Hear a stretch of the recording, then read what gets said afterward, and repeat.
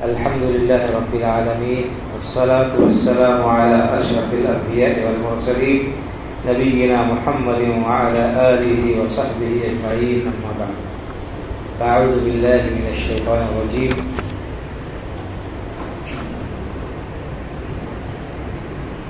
الرجال قوامون على النساء بما فضل الله بعضهم على بعض وبما أنفقوا من أموالهم فالصالحات قانتات حافظات للغيب بما حفظ الله واللاتي تخافون نشوزهن فعظوهن واهجروهن في المضاجع واضربوهن فإن أطعنكم فلا تبغوا عليهن سبيلا إن الله كان عليا كبيرا فإن خفتم شقاق بينهما فابعثوا حكما من أهله وحكما من أهلها إن يريدا إصلاحا يوفق الله بينهما إن الله كان عليما خبيرا. محترم حضرات، یہ سورہ نساء کی چند آیتیں آپ کے سامنے پڑھی گئی ہیں، ان کو آپ نے آج تراویح میں سنا. ان آیات میں اللہ رب العالمین نے میاں بیوی کے درمیان ناچاقی اور اختلاف کی صورت میں، نا اتفاقی کی صورت میں کیا اقدام ہونے چاہیے، کیا طرز عمل اختیار کرنا چاہیے، اسے بیان کیا. ہم قرآن کریم اور حدیث مبارکہ کے بیان کردہ احکام پر عمل نہ کرنے کی وجہ سے آخرت سے پہلے دنیا میں بڑی ساری مصیبتوں اور پریشانیوں میں مبتلا ہوتے ہیں. ہمیں اس کا اندازہ اور احساس ہے. ہمارے یہاں عام طور پر جو لوگ پڑھے لکھے نہیں ہیں، دین کی واقفیت نہیں ہے، ان کے یہاں یہ چیز پائی جاتی ہے کہ میاں بیوی کے درمیان اگر اختلاف ہو گیا، نا اتفاقی ہو گئی، بیوی کی طرف سے اگر کہیں کچھ غلطی ہو گئی تو سیدھے 3 طلاق دے دیتے ہیں، اور یہی ایک واحد حل اور علاج وہ سمجھتے ہیں، جو انتہائی غلط طریقہ ہے. اس سے پہلے بہت سارے اسٹیپس اور اقدام ہیں جن کو کرنا چاہیے. اللہ رب العالمین نے بتایا طلاق یہ آخری اور مجبوری والا علاج ہے. اس سے پہلے بہت سارے جو ہے مرحلے ہیں، اگر ان کا انسان لحاظ کرے تو طلاق تک شاید نوبت ہی نہیں پہنچے گی. یہاں پر یہی بات اللہ نے بیان فرمائی ہے، جس کی وضاحت آپ کے سامنے کی جائے. اللہ رب العالمین نے یہ فرمایا کہ الرجال قوامون علی النساء بما فضل الله بعضهم على بعض وبما انفقوا من اموالهم. مرد عورتوں کے اوپر حاکم، اللہ رب العالمین نے مردوں کو عورتوں کے اوپر حاکم اور ان کے اوپر ذمہ دار قوام بنایا ہے. کیوں؟ اس لیے کہ اللہ نے ان کو فضیلت اور فوقیت برتی. مرد کی جو جنس ہے وہ عورتوں سے افضل ہے، جسمانی اعتبار سے بھی اور ذہنی اعتبار سے بھی، اور یعنی عمومی طور پر دیکھا جائے تو ان کے اندر قوت برداشت بھی زیادہ ہے. اور دوسری بڑی وجہ یہ ہے کہ کمانے اور اخراجات کا ذمہ دار مرد ہے. مرد کے ذمہ گھر کا خرچہ چلانا ہے، عورت کے اوپر کوئی مطالبہ نہیں. عورت کو گھر کی ملکہ بن کر گھر کی چار دیواری میں انتہائی عزت اور احترام کے ساتھ رہنا ہے. اس کا مقام اور مرتبہ بہت ہی معزز اور بہت بلند رکھا ہے اسلام. ماں کی حیثیت سے، بیوی کی حیثیت سے، بہن کی حیثیت سے، بیٹی کی حیثیت سے، ہر اعتبار سے اسلام نے عورت کو عزت اور مقام دیا ہے، اور اس کا ٹھکانہ گھر بتایا کہ گھر کی چار دیواری میں وہ عزت کے ساتھ ملکہ کی طرح ہے. باہر کی ذمہ داری مردوں کی، تو مرد عورتوں کے اوپر حاکم ہے کیونکہ اللہ نے ایک کو دوسرے پر فضیلت بخشی ہے، اور دوسرے کہ مرد ہی کی ذمہ داری ہے کہ وہ مال خرچ کرے. فالصالحات قانتات حافظات للغیب بما حفظ اللہ. جو نیک عورتیں ہیں وہ عبادت گزار ہوتی ہیں، اطاعت شعار ہوتی ہیں، اور اللہ رب العالمین نے ان کو جو ذمہ داری دی ہے اس کی وجہ سے وہ شوہروں کی غیر موجودگی میں گھر کی اور اپنی عزت کی حفاظت کرتی. مرد کا کام ہے باہر نکل کر کمانا، گھر سے غیر موجود ہے، اس کی غیر موجودگی میں وہ گھر کی بھی حفاظت کرتی ہیں، گھر کی ذمہ دار دیکھ ریکھ کی ذمہ داری ان کی ہے، اور شوہر کی غیر موجودگی میں اپنی عزت و آبرو کی حفاظت بھی ان کی ذمہ داری ہے۔ تو نیک عورتیں عبادت گزار ہوتی ہیں اور جو اللہ نے ذمہ داری دی ہے اس کے مطابق وہ ان چیزوں کی حفاظت کرتی ہیں۔ واللاتي تخافون نشوزهن فعظوهن۔ اب یہاں ہوتا ہے اگر کوئی عورت نافرمان ہو، شوہر کی بات نہ مانتی ہو، کچھ اڑیل مزاج کی ہو، تو کیا ہونا چاہیے اس کا علاج؟ فرمایا فعظوهن۔ پہلا قدم یہ ہے کہ اگر عورت سرکشی کر رہی ہے، نافرمانی کر رہی ہے، تو اس کو اچھی طرح سے سمجھاؤ، اسے اونچ نیچ بتاؤ، اسے سمجھاؤ۔ وَاهْجُرُوهُنَّ فِي الْمَضَاجِعِ۔ اگر سمجھانے سے نہیں مانتی ہے تو ایسی صورت میں بستر میں ان سے علیحدگی اختیار کرو۔ یہ نہیں کہ وہ کان پکڑ کر گھر سے باہر نکالو یا اس سے الگ ہو جاؤ، بستر میں ان سے علیحدگی اختیار کر لو، اپنا چہرہ پھیر لو، اور اگر بہت زیادہ معاملہ ہے تو بستر الگ کر لو۔ یہ دوسرا جو ہے قدم۔ پہلا قدم ان کو اچھے طریقے سے سمجھاؤ، اللہ سے ڈراؤ، اور جو ہے حقوق ایک دوسرے کے ان کی یاد دہانی کرو۔ پھر اگر نہیں مانتی ہے تو ان کو ان سے بستر میں علیحدگی اختیار کرو۔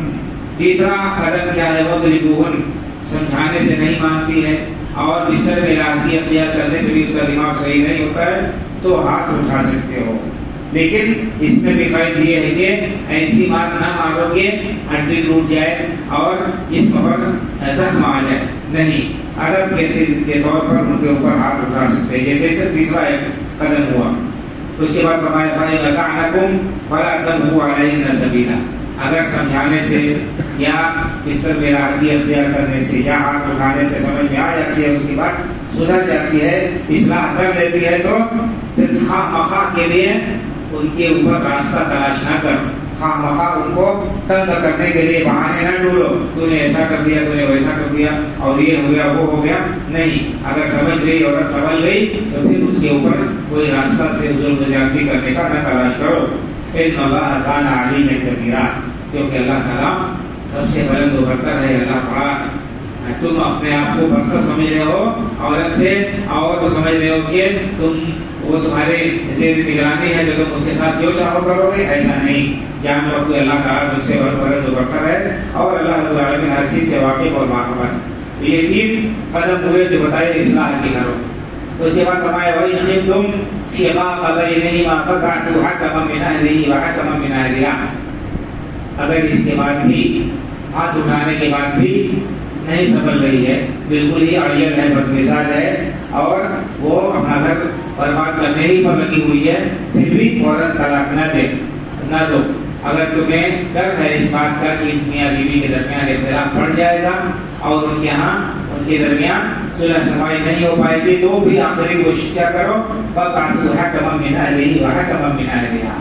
ایک پنچ لڑکے کی طرف سے اور ایک پنچ لڑکی کی طرف سے بچھاؤ، دونوں طرف سے انصاف کرنے والے پنچ ہونے چاہیے، جو ان کی بات سنیں اور جس کی غلطی ہے اس کی غلطی بتائیں اور انصاف کے ساتھ فیصلہ کرے۔ ان یرید اصلاحا یوفق اللہ بینہما۔ اگر یہ دونوں پنچ اصلاح کرنا چاہیں گے، ان کی نیت صحیح ہوگی، تو اللہ تعالیٰ ضرور میاں بیوی کے درمیان اتفاق پیدا کر دے۔ یا اگر میاں بیوی کے ملنا چاہتے ہیں اور وہ اپنی زندگی کے معمول کے مطابق لانا چاہتے ہیں، تو اللہ تعالیٰ کوئی نہ کوئی راستہ ضرور نکال دے گا۔ ان اللہ کان علیما خبیرا۔ یقیناً اللہ تعالیٰ علم والا ہے اور باخبر ہے۔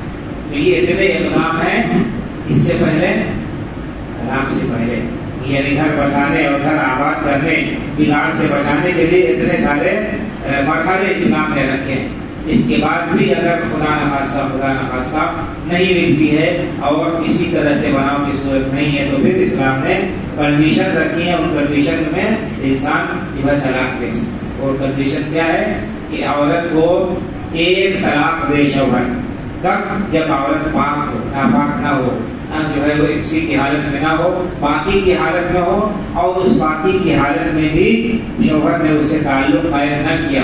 یہ کنڈیشن ہے طلاق دینے کے لیے کہ عورت پاک ہو، ناپاک نہ ہو، دوسرے کی اس پاکی میں اس کے قریب نہ گیا، اگر پاک ہے عورت اور دونوں کا تعلق قائم ہو چکا ہے تو ایسی پاکی میں بھی طلاق نہیں دے سکتا، یہ بھی ناجائز ہے۔ تو یہ اور حیض کی حالت میں طلاق دینا بھی حرام اور ناجائز ہے۔ تو بہرحال اتنے سارے کنڈیشن ہیں، اس میں بھی یہ کہا گیا کہ صرف ایک بار طلاق دینے کے بعد چھوڑ دو، 3 ماہواری تک موقع ہے، اس میں سوچ سمجھ لو اچھی طرح سے اور اونچ نیچ کا اچھی طرح سے حساب لگا لو، گھر تمہارا برباد ہوگا، بچے جو ہے وہ برباد ہو جائیں گے اور آپس میں دشمنی ہوگی کہ اچھا کھاتا ہنستا بستا گھر یہ اجڑ جائے گا۔ تو سوچ سمجھ کر اس کی غلطی ہے 3 ماہواری کے اندر اپنے اصلاح کر لے۔ اگر عورت کی غلطی ہے تو وہ شوہر سے معافی مانگ لے، معافی تلافی کر کے اپنی غلطی کا اعتراف کر کے پھر گھر بسا لے۔ اور اس عدت میں شوہر بیوی کو اس کے گھر سے اپنے گھر سے نکال نہیں سکتا ہے۔ جب تک عورت عدت میں رہے گی شوہر کے ذمے اس کو خرچہ دینا بھی ہے اور اس کا کھانا خوراکی بھی اور اس کو رہائش بھی فراہم کرنا ہوگا۔ یہ بھی غلطی ہوتی ہے۔ غلطی تو سب سے بڑی یہی ہے کہ طلاق کو ہم نے کھیل اور مذاق بنا لیا، دال میں نمک کم ہو گیا، زیادہ ہو گیا، فوراً طلاق دے دیا، وقت پر کھانا نہیں مل سکا، مزاج کے موافق کوئی بات نہیں ہوئی، فوراً طلاق، اور ایک ساتھ 3 طلاق دے دیتے ہیں۔ سب سراسر حرام کام۔ پھر اس کے بعد بڑا ظلم کیا ہوتا ہے، طلاق دیا تو یا تو شوہر دھکے مار کر نکال دیتا ہے یا عورت یا اس کے بیٹے والے آتے ہیں گاؤں میں اور لڑکی کو فوراً لے کر چلے جاتے ہیں۔ یعنی اصلاح کا کوئی راستہ چھوڑتے نہیں، جبکہ اسلام نے اصلاح کا راستہ رکھا ہے۔ آخری حد تک کوشش کی ہے کہ یہ رشتہ جو ہے یہ خراب نہ ہونے پائے، یہ رشتہ نکلنے نہ پائے۔ شادی کے لیے انسان کتنے جدت کرتا ہے، 10 گھر جاتا ہے اور ٹھوک بجا کر اچھی طرح معلومات کر کے رشتہ کرتا ہے، اس کے بعد شادی کے لیے کتنے چوچلے ہوتے ہیں، کتنا خرچ کرتا ہے، تاریخ طے کرتا ہے، یہ ہوتا ہے وہ ہوتا ہے، اپنوں کو پرایوں کو مدعو کرتا ہے، اور اس کے بعد طلاق کے لیے کوئی ضرورت ہی نہیں، ایک جھٹکے میں جب چاہا طلاق دے دیا، یہ صحیح نہیں ہے۔ طلاق کے لیے بھی اللہ رب العالمین نے فرمایا کہ اشہدوا ذوی عدل منکم، 2 عادل لوگوں کو گواہ بنا کر اور عدت ایسی صورت ایسے وقت میں طلاق دو جہاں سے عدت شروع ہو سکے، یعنی پاکی کی حالت میں۔ تو بہرحال یہ اسلام کے اصول ہے کہ قرآن نے ہمیں آداب بتائے ہیں گھروں کے بسانے کے اور گھروں سے بگاڑ کو ختم کرنے کے۔ ہمیں چاہیے کہ ہم ان آداب کو جانیں اور ان کا پاس و لحاظ رکھیں۔ ہم ان چیزوں کو نہ جاننے کی وجہ سے، ان کا صحیح استعمال نہ کرنے کی وجہ سے خود اپنے لیے مصیبتیں مول لیتے ہیں، اپنے دین کو برباد کرتے ہیں۔ دیکھیے یہ 3 طلاق کے سلسلے میں غیر اعتدال، بے اعتدالی کی وجہ سے جو ملک میں قانون بنا اور جب ہنسائی ہوئی اور طرح طرح کی پریشانیاں ہو رہی ہیں، یہ سب کیوں ہے؟ قرآن سے منہ پھیرنے کی وجہ سے، قرآن تعلیمات کا پاس و لحاظ نہ رکھنے کی وجہ سے۔ یہ سب ہم پڑھتے تو ہیں قرآن، لیکن سمجھنے کی کوشش نہیں کرتے، نہ اس کو برتتے ہیں، نہ ان پر عمل کرتے ہیں، جس کی وجہ سے جیسا کہ میں نے کہا آخرت سے پہلے دنیا میں ہم طرح طرح کی آزمائشوں اور پریشانیوں سے جو ہے دوچار ہیں اور آزمائش میں پڑے ہوئے۔ ہمیں چاہیے کہ ہم قرآن کریم کو سمجھنے کی کوشش کریں اور اللہ نے ہمیں جو احکام دیے ہیں زندگی گزارنے کے، جو آداب بتائے ہیں میاں بیوی کے اور ایک دوسرے کے جو حقوق متعین کیے ہیں، ان کا ہم پاس و لحاظ رکھیں تاکہ ہماری زندگی خوشگوار اور پرسکون ہو سکے، ہمارے گھروں میں سکون و اطمینان ہو اور ہم آرام و سکون کے ساتھ زندگی بسر کر سکیں۔ اللہ تعالیٰ ہمیں قرآن کریم کو پڑھنے سمجھنے، اس کے مطابق عمل کرنے کی توفیق عطا فرمائے اور ہماری زندگیوں سے اللہ رب العالمین پریشانیوں کو دور کر کے آرام و سکون ہمارے گھروں کو امن و امان کا گہوارہ بنائے۔ آمین۔ وآخر دعوانا الحمدللہ رب العالمین وصلی اللہ علی نبینا محمد وعلی آلہ وصحبہ اجمعین۔ السلام علیکم ورحمۃ اللہ وبرکاتہ۔